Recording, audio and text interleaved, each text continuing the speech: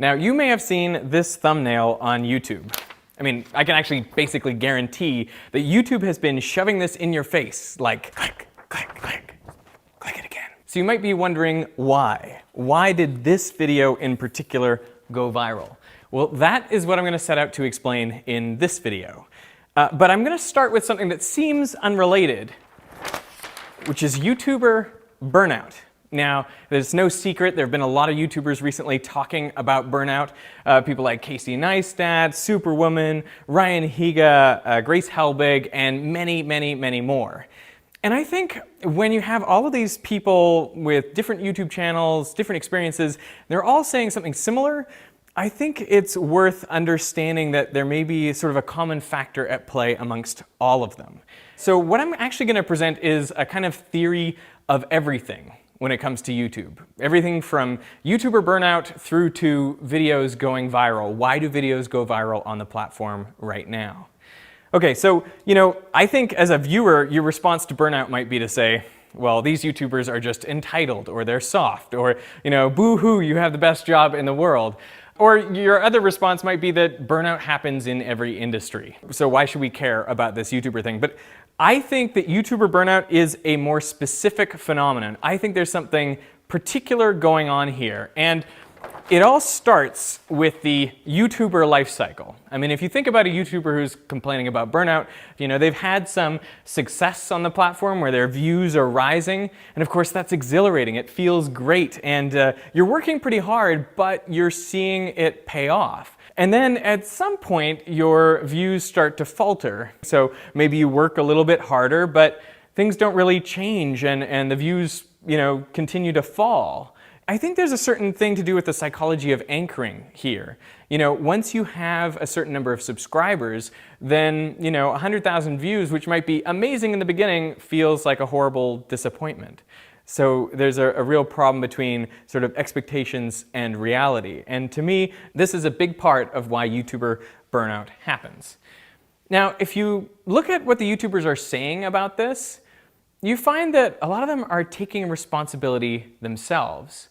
And they're also making some clear cause and effect relationships, which, kind of seem to make sense. Okay, so this idea, we assume that views reflect something about video quality. We kind of make that assumption. And so when there are, fewer views taking place, that means the video is lower quality. This is just kind of, I think, instinctive. But I want to question that. I also want to question these YouTubers who essentially put the blame on themselves and say, they're just not making as good videos anymore.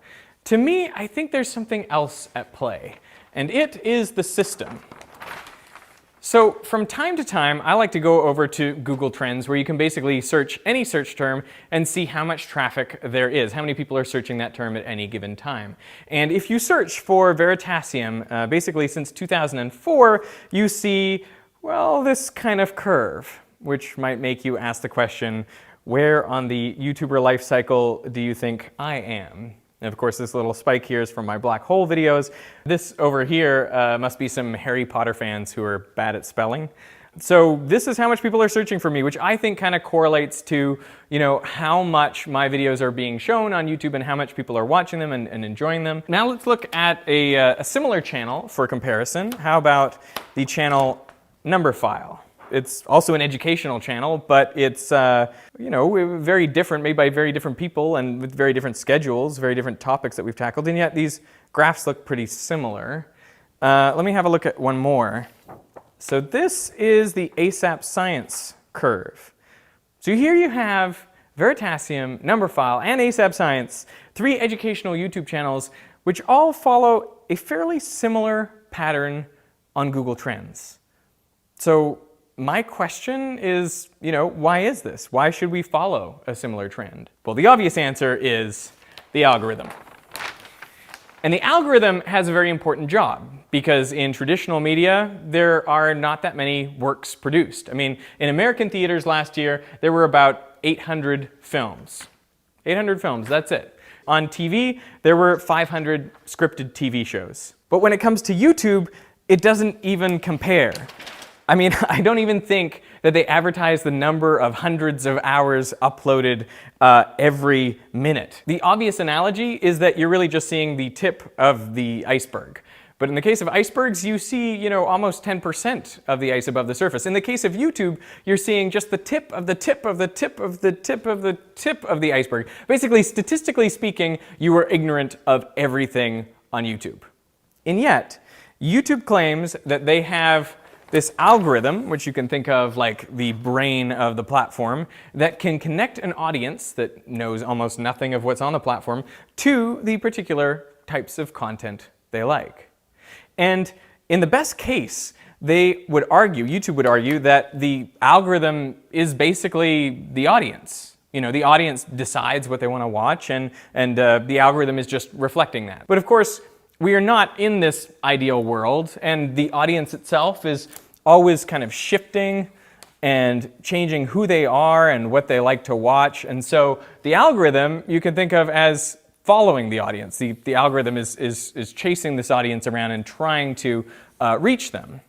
Now, what YouTube doesn't much consider is that, well, the YouTube creators use their content to try to chase the algorithm. So these YouTubers who would love to be creating content about, whatever they're most passionate about in whatever way, they also see what's popular on the site, and they try to make content that will please the algorithm. And so there's a way in which the content is chasing the algorithm is chasing the audience.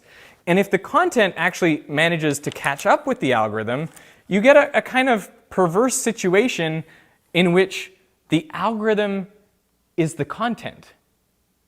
I mean, what do I mean by that? Just a crazy thought experiment. If YouTube wanted more videos of snails, they could make that happen. They don't actually have to go out and make any snail videos. If they just, promoted videos with snail in the title, tomorrow there's going to be a whole bunch on the front page and trending, and then creators be like, oh, snails are the new thing, and they're going to go make a bunch of videos about snails. YouTube would love to believe that creators don't care about the algorithm, but they do. It's like the core aspect of how creators decide what content to make. Just as a more down-to-earth example, I can show you a graph of the length of my videos from 2011 through to today. And what you see is, at the beginning, all of my videos average about 2 or 3 minutes in length. But these days, I'm fast approaching an average length of video of 10 minutes. Now, YouTube never came to me and said, Derek, you have to make longer videos. All they said was, well, videos that are longer and get longer watch time will be promoted more on the site.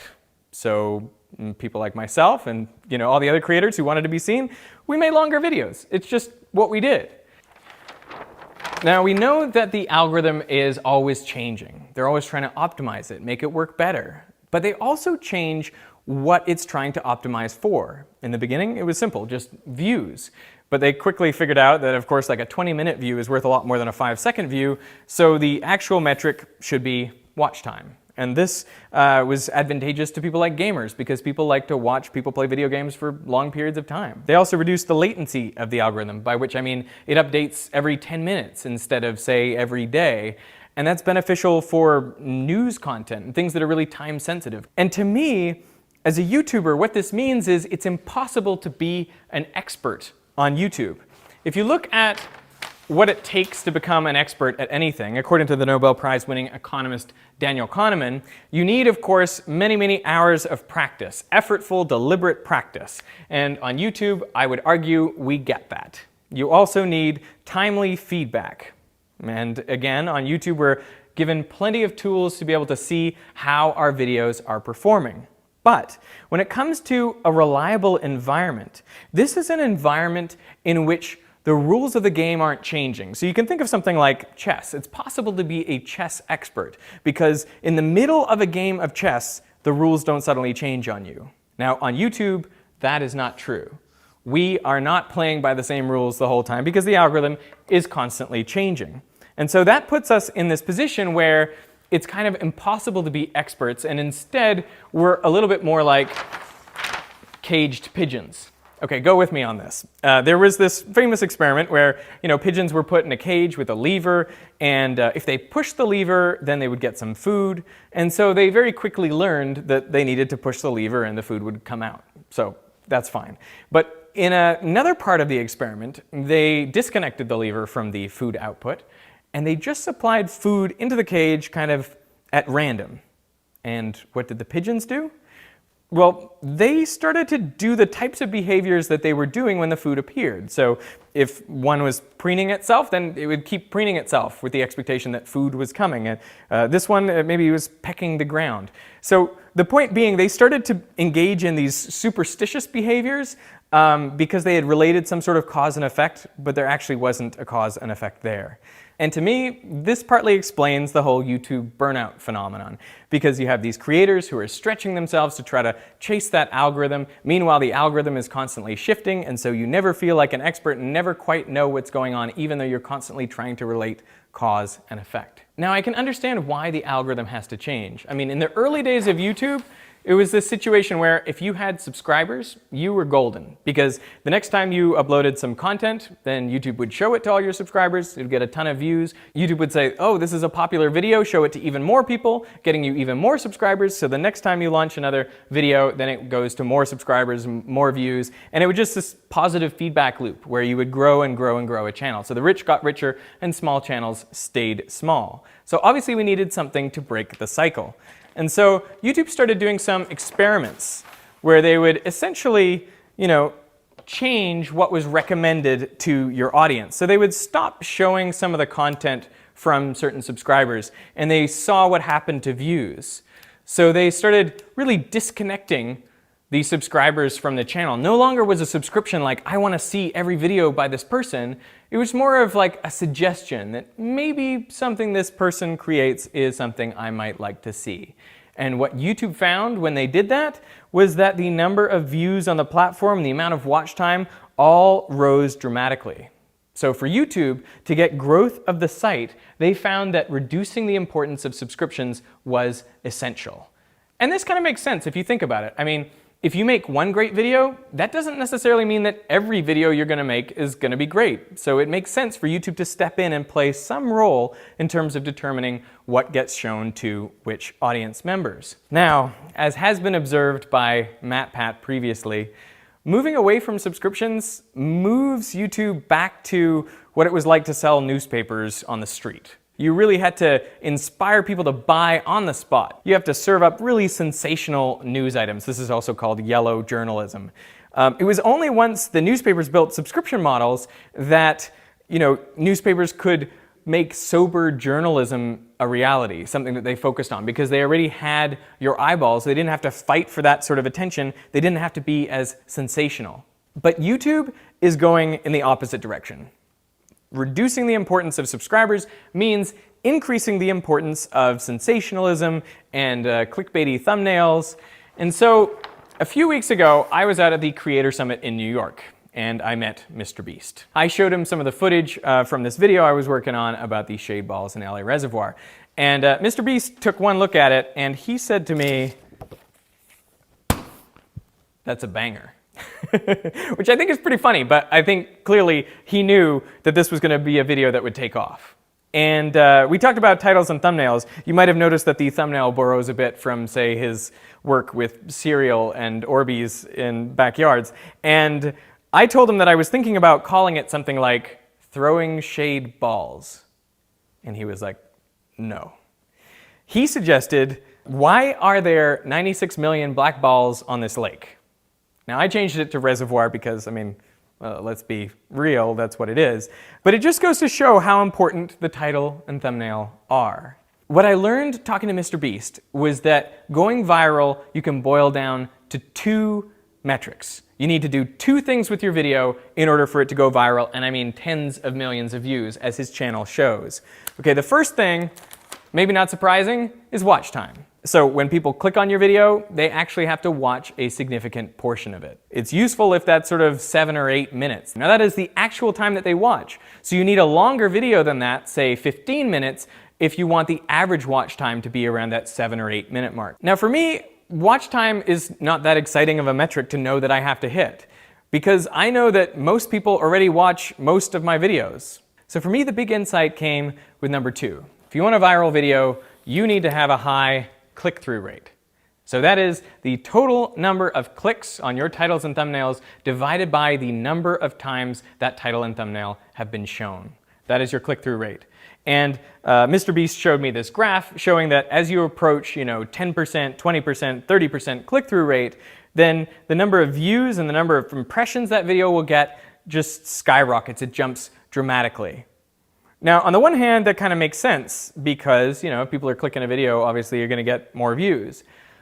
But it is such a dramatic increase that it really turns the site into a place where the title and thumbnail are everything.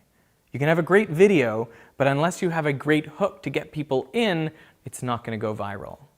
And so it was amazing to hear all these different YouTubers talk about how they optimize a thumbnail. Many people told me that when they were working on a thumbnail for a new video, they would actually Photoshop it onto a screenshot of their current YouTube home screen in various positions and just see how eye-catching it was. They're really working hard to make these thumbnails as clickable as possible. It's like weaponizing the thumbnail. And that arms race is only set to increase with the introduction of real-time click-through rate, which is coming out in a month or two. So what you can bet will happen is that creators will launch a video and then they'll be sitting there with all these different variants of thumbnails and they'll be swapping them out and looking at what that does to click-through rate and then going with the one that leads to the greatest click-through rate. And you can imagine if you don't do this, you're going to be left behind because all the other creators are sitting there swapping their thumbnails to get the highest engagement that they possibly can on their videos. And if you're not doing that, then your videos will end up getting buried. So, acknowledging that this is the reality of YouTube, I want to outline to you my plan for what I will do going forward. First and foremost, I want to keep making high-quality videos, because if I don't do that, I'm not going to be happy. I won't be satisfied, and neither will you. But second of all, I'm going to have to choose topics that are more clickable. Because frankly, if I'm going to work for days and weeks and months on a video, I would like that video to get, say, 10 million views instead of 500,000. So a lot of that comes down to, is this topic clickable?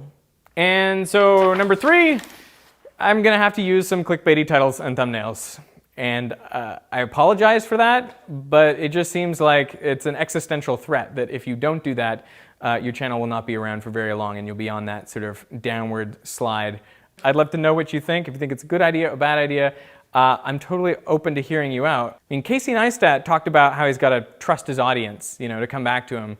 The truth is, the audience only knows you're there if they see your titles and thumbnails. I went to buy something at B&H a little while ago, and the guy was like, "Oh, hey, I love your videos." And then he said, "Are you still making them?" And I was like, yeah, I'm making them. How do you not know? And I also see comments on my videos where people are like, "Oh, great, here's a Veritasium video. See you again in 6 months." But I'm like, no, I'm making these every week, every other week. Like, I'm making them. You just got to know that they're here. But you can only know that they're there if they surface to the tip of the tip of the tip of the tip of the iceberg, which now is a click-through rate game. On the one hand, you could be a little bit disappointed by the way the game is working right now. But on the other hand, I challenge you to think of a better way. Because they have this limited real estate in which to show people potential videos they might be interested in. And of course, they want to put the videos there that people are most likely to click and then most likely to watch once they've clicked it. And like, part of me is like, yeah, I guess that's kind of fair. Like, would you make the argument that you should put some videos there that people are less likely to click? No, I mean, that doesn't seem to make any sense. So I kind of feel like this is the inevitable, rational endpoint for any algorithm that is trying to optimize what people are watching. We want to give you the things that you want to watch, and you indicate your desire by clicking on them. But by doing that, it also means that things that are just less catchy, less sensational, don't rise into this level here. And I wonder, more broadly, how does that affect us? How does that affect the YouTube platform? If the YouTube platform becomes like a real clickbait site, who wants to go there? What types of audience will come there? Will there even be an audience for educational content? I think it's all these decisions about the system and the algorithm that determine what the actual media looks like, what content is created, what people come to the site, what audiences are served there. And I think this is a broader issue than just YouTube. I mean, everywhere now we can be served the things that we really want. But what does that world look like? I mean, you might have thought it would be this utopia, but I would argue that it's not, because it silences all these voices that you would otherwise get, in a more curated marketplace if you're just going for the things that drive the clicks. That is a very skewed view on the world, and I'm not sure it's for the best. But there is one way, on YouTube at least, to short circuit this effect, and it is to ring that bell. And you're like, oh, the whole point of this video is to get to this point and tell you to ring the bell. I mean, no. If you want to ring the bell, I encourage you to do that now, because I feel like I never encourage people to subscribe or ring the bell on this channel because it seems needy, and I think you can do whatever you want whenever you want it. But in this ecosystem where click-through rate is king, where millions of black balls on a reservoir is the thing that is going to rise to the surface, the only way to get around that is to have people who are notified every time I make something. So I want you to think about the videos that I've made, in the past and so far this year, and think about, do you want to know about every single one of those? And if you do, then I encourage you to click the bell. And the more people who do that, the less I will be driven to make clickbaity titles and thumbnails and videos, because I'll know that I can reach my audience without having to appeal to, the basest instincts of people. So if you want to see more of what I'm doing, click subscribe, ring the bell, and if you don't, then please, unsubscribe, because it's good to give YouTube as clear of signals as possible. But I think there is a bit of hope for the future, because what I've described is the way YouTube appears to be working right now. But I think that, we know that the algorithm is always shifting, and what I've heard is that the direction YouTube wants to go is optimizing for long-term, satisfied watch time. So that's got three pieces. You have to look at, are people coming back time after time? If they watch someone's videos, do they come back time after time for months? That would be one signal. Are they watching for a long period of time? That's also a sign that people are enjoying it. And finally, there's the satisfied piece. Are people satisfied by the things that they've seen? This is a new metric to add in. And how do you really gauge satisfaction? Well, YouTube is experimenting with surveys. Surveys just like this one, and they will hopefully allow us to come to a different place where the algorithm isn't just about click-through rate and watch time, but it's also about satisfaction, how much you're driven to come back, how much you really love the content. So my great hope is if we move in this direction, there may be a time in the future where click-through rate is no longer king. I'd love to know what you think, so let me know down in the comments. And I'm going to jump straight into an end screen here. I'm going to post a few thumbnails for videos that are not particularly clickbaity. So feel free to click these. I mean, you're going to look at them and be like, I don't want to click that, but that's exactly the point. These are apparently good videos that maybe just aren't as catchy in terms of titles and thumbnails. If you want to subscribe, you can click up here. And yeah, thanks for listening to the rant that I've given many times to whoever will listen.